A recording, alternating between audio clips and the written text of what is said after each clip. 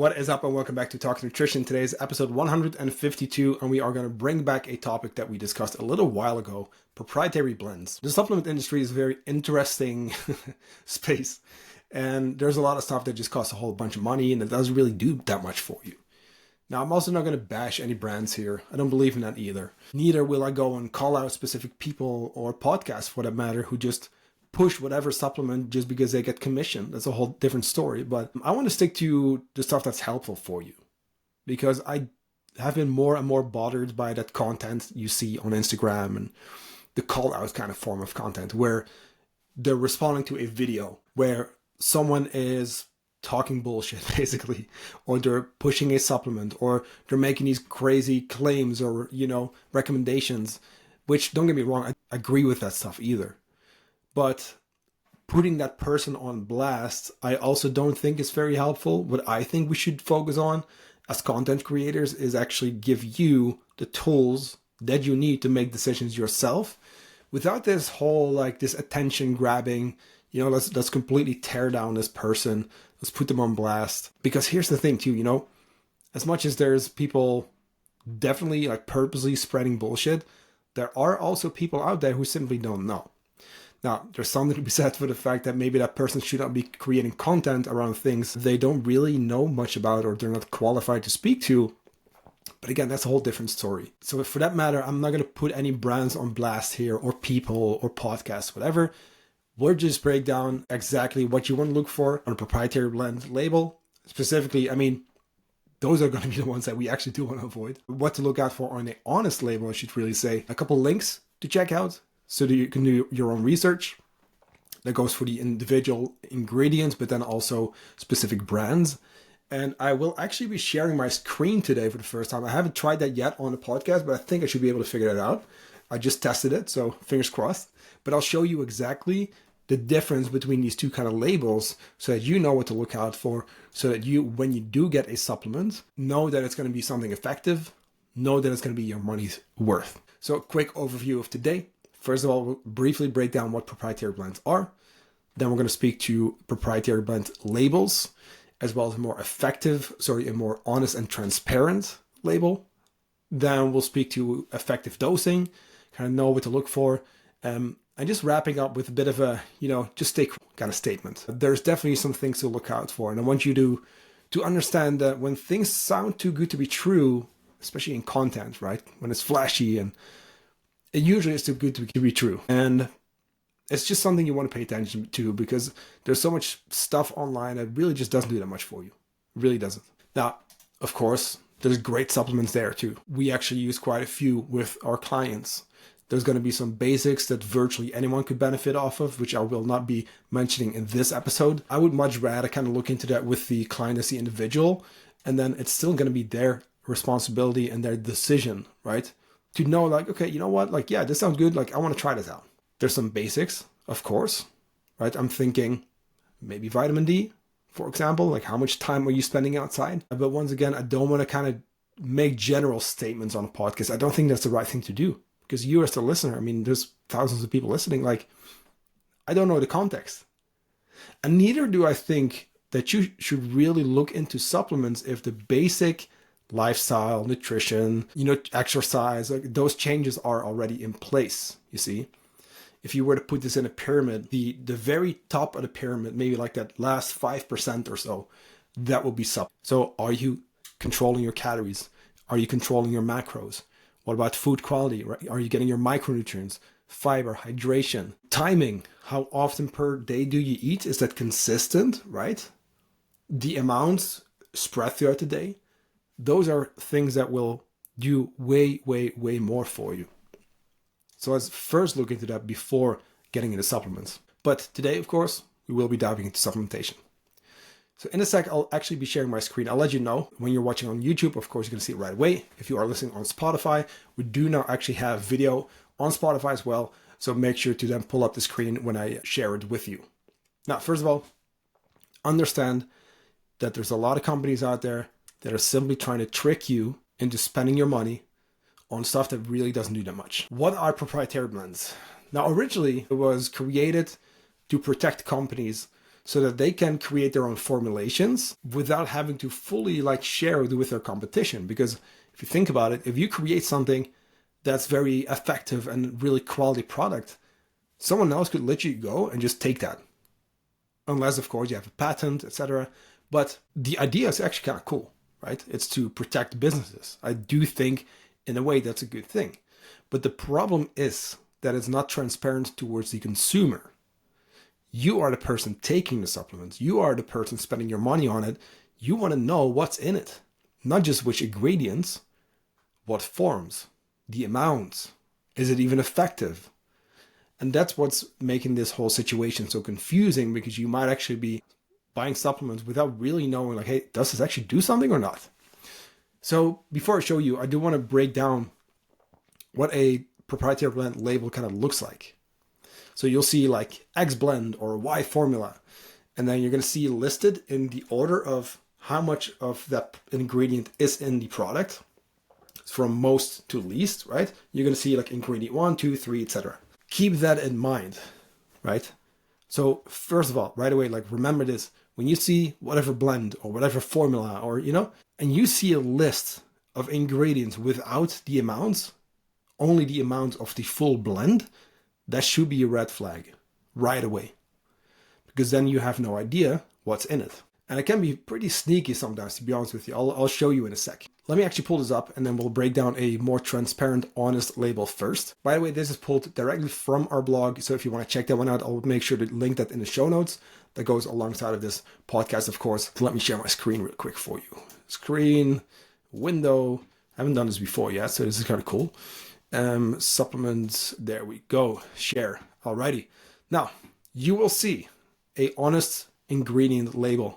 This is a sleep supplement. I removed any names because, like I said, I don't believe in like calling out or stating any specific brands in this scenario. So you will see every ingredient individually listed. So you see calcium, glycine, lemon balm leaf extract, rutacarpine, melatonin. Per ingredient, you're going to see how much is in there, and that's what you want to look for. So it says serving size, how many servings per container, and then it's exactly one by one, every ingredient, how much is in it. That's very, very key. Now, what you can do now, and of course, if you work with a coach, someone on our team, for example, we can help you with this, and we can say, hey, right, we can help look into this for you. And then you'll see already, in this case, because I am familiar with these compounds, okay, then we know, okay, glycine, yes, absolutely, that seems to help with sleep. And melatonin, which we know as well is that main sleep hormone. Now, when it comes to calcium, salicylate, lemon balm leaf extract, as well as the rutacarpine, I think rutacarpine can offset the effects of caffeine on having a hard time falling asleep, basically. But I would personally have to look into those ones. So what we can now do is go to examine.com. So this is linked in the blogs if you want to check that out, examine.com. It would simply type in glycine, read up on it. Melatonin, read up on it. And I linked these individually in our blog so that you can nerd out a little bit more. Why did I do that? Because I want you to have the tools to figure this stuff out by yourself if you're not working with a coach. Very important. So that's a more honest label. Now I'm going to show you proprietary blend, and you'll see right away. Massive difference. Let's scroll down a little bit. So there's an issue here with this label. So you're going to see, and you see I blocked that, right? So formula blend, 250 milligrams of, and then it's a whole list, turmeric, right?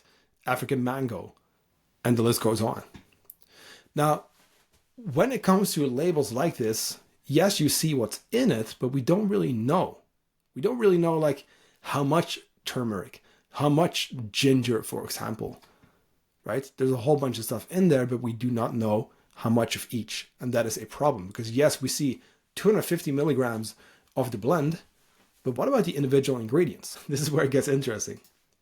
So if we look at the ingredients on that label, so I just mentioned, right, the first ingredient on the label is turmeric. So that means that out of all of the ingredients, turmeric is the main compound in that blend. Now, remember too that the full blend is 250 milligrams. So when we quickly look on Examine, we actually find that turmeric, which is, by the way, mostly used for lowering inflammation, which then also needs to be combined with black pepper extract, which is not in this blend, by the way. It doesn't seem to have any effect on weight loss. And this is a weight loss supplement, which I should have mentioned before. So this is a weight loss supplement. They claim so, at least. So that being said, could it be effective for lowering inflammation? Yes. However, the black pepper extract is not in there. Plus, and here's the funny part, right? The effective dosing for turmeric, if you want to lower inflammation, will be 3 times 500 milligrams per day. So that means that that number one ingredient already just is underdosed. Because if you need 1500 milligrams and this whole blend is 250, looks like it's more like a filler. Now, there's something to be said for losing weight when you drop inflammation. That is true. But even if that's what they mean, right? If that's the goal, it's not going to help because it's very, very little. Ingredient number 2, African mango seed. Now, if we look on Examine once again, you actually see that there is a little bit of evidence to support the weight loss benefits. However, there were multiple problems with those studies, basically. Very poor reporting quality. So it's questionable in terms of like the actual studies. So there's, sure, there might be a study on a specific ingredient or whatever it may be, but it doesn't mean necessarily that it actually is true. How many studies do we have? What does all of the research say around this specific topic? And I think a lot of you might actually not know that. It's not that one study is enough. Definitely not. It needs to be repeated over and over again. It needs to really, be stress tested. And you'll often see that certain claims might be proven wrong in the long term. So effective dosage is currently unknown when it comes to African mango seed.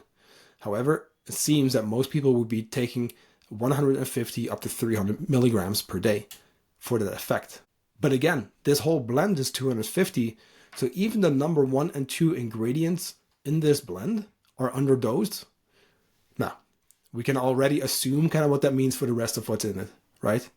So now you understand that this might look great. Whatever weight loss supplement blend, you spend your money on it. Because here's the thing, you've tried so many things to lose weight. You cannot crack the code. You haven't figured this out yet. You haven't worked with a coach yet, for example, who knows their stuff. You haven't gotten the guidance, the accountability, and you've tried all these diets and supplements out there without seeing that weight loss, or at least long term. Because losing weight and keeping it off long term is a very different story. So you see, you're like, okay, let me try this, right? Maybe this will work. And then yet again, you spend a whole bunch of money without getting the outcome you were, hoping for. So what I want you to do, next time you hear about a supplement or you're thinking of maybe getting something, go to examine.com first of all. That's the largest database when it comes to nutrition and supplement research. And the cool thing is that they take all the studies, but they break it down in plain English for you to understand. You also want to look for third-party testing. Third-party testing is really just getting a third party, right? A different organization, right? That's not affiliated with a brand to look at, hey, the purity, the quality of the product and the ingredients, and the accuracy of the label. So let's say it says, 3 grams of glycine. Is it actually in there? Is it actually 3 grams or is it more like 2? Or, So very important to look for that as well. And lastly, there's a great website to check specific brands. Not everything is on it, but a lot of the main brands, especially American brands, are on there. And that is going to be at labdoor.com. So if you want, these are all linked directly in the blog. I'll make sure to once again put the blog in the description of this podcast because it's going to be great for you to have both. You're going to have the visual of the proprietary blends, the honest label. You're going to be able to read through this if you need to. And of course, right, listening to one thing is helpful, but if you see both, if you're like reading it and you're listening to it, it's even more likely to stick. So as a final message, I just want you to be critical when it comes to this stuff. I really just want you to think about, what am I putting in my body? A lot of supplements out there are really not going to do that much for you. You also want to know the differences between the forms of whatever compound. So let's say vitamins and minerals, right? So for a mineral like magnesium, you're going to have multiple different forms of magnesium. You're going to see glycinate or bisglycinate. Those seem to be beneficial for sleep. Citrate can help you go to the bathroom. So if you're constipated, citrate can really help. Some people may want to use a combination. There's also magnesium L-threonate. Now there's other ones like magnesium oxide, which are of low quality, you see, where you're really gonna mostly just get digestive upset. So those are things to look out for, you see. Those are things to pay attention to because, again, you might think, okay, I heard a lot of great things about magnesium, but if you then get the wrong form and the wrong dosing, it's still not going to do that much for you, you see. So it's going to be very important. You're going to also see this in a lot of the meal replacements, right? Yes, they put all these different, vitamins and minerals on it, but at the end of the day, like when you actually look into it, usually underdosed or incorrectly dosed, cheap forms, you're very unlikely to fully absorb all of that. So you see, again, they're just label dressing. They're just putting a whole bunch of stuff on there so that it looks to you, oh, this is a great product, but it's really not going to do that much, you see? So stick with the basics. Now, if you do want to learn more about actually some generally safe, basic supplements, I do have a full chapter on this in my ebook, The Definitive Fat Loss Nutrition Guide, which I will also link in the show notes. So you're going to see the quick introduction or caption of whatever you want to call it. You're going to see the blog and then the ebook link. Make sure to download that. It's absolutely free. No strings attached. It's really just a gift from me to you because I know that when it comes to nutrition, lifestyle, those kind of things, training recommendations, it gets very confusing. Let's be honest. So you want to check out pages 69 through 73 for basic supplementation. Just a couple, very basic ones, actually 8 in total that may actually be beneficial, but I still want you to be your own researcher, right? I want you to be critical and I want you to really think of, hey, if I see or hear something on social media, on podcasts, on wherever, in magazines, for example, or hey, maybe your friend or family member sent something over, always double, triple, quadruple check, to make sure that you know what you're getting. Because other than some basics, and then maybe if you have a specific condition, I'm thinking gut health, those are things that, are not fully fixable sometimes when it comes to just nutrition. Other conditions, maybe your specific thyroid issues, you can actually benefit from some stuff, but then a podcast would not be the place to look for. You would want to get help from one of our coaches. So if you do need more help, you can always reach out to me. That's always linked in the show notes as well. So there's going to be a bunch of links in there, just so you know, you'll always be able to contact us, get help, even if it's a quick question on Instagram. Our doors are open for you. I will talk to you in the next episode on Thursday. Thanks for listening once again, and I'll see you in the next episode.